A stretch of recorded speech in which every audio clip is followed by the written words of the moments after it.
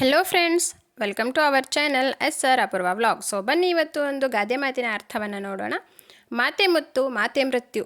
ಮಾತು ಆಡಿದರೆ ಹೋಯಿತು, ಮುತ್ತು ಒಡೆದರೆ ಹೋಯಿತು. ಈ ಗಾದೆ ಮಾತುಗಳನ್ನು ನಾವೆಲ್ಲರೂ ಕೇಳಿದ್ದೀವಿ. ಗಾದೆಗಳು ಹಿರಿಯರ ಅನುಭವದ ಮಾತುಗಳಾಗಿವೆ. ಇದು ಒಂದು ಜನಪ್ರಿಯ ಗಾದೆ ಮಾತಾಗಿದ್ದು, ಮಾತು ಹೇಗಿರಬೇಕು ಹಾಗೂ ಅದರ ಮಹತ್ವವೇನು ಎಂಬುದನ್ನು ತಿಳಿಸುತ್ತದೆ.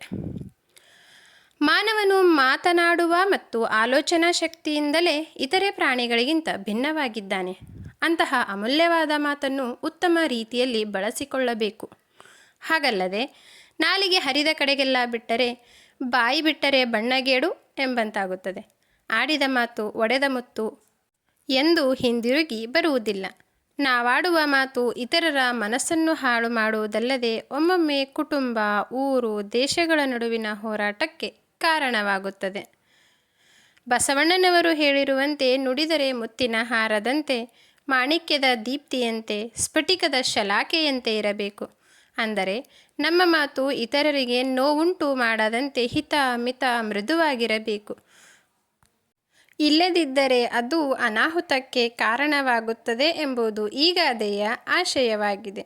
ಸೊ ಯಾರಿಗೆಲ್ಲ ಈ ನನ್ನ ವಿಡಿಯೋ ಇಷ್ಟ ಆಯಿತು ಅವರೆಲ್ಲ ಪ್ಲೀಸ್ ಲೈಕ್ ಮಾಡಿ, ಶೇರ್ ಮಾಡಿ, ಹಾಗೆ ನನ್ನ ಚಾನಲ್ಗೆ ಸಬ್ಸ್ಕ್ರೈಬ್ ಆಗಿ. Thank you so much. Thank you.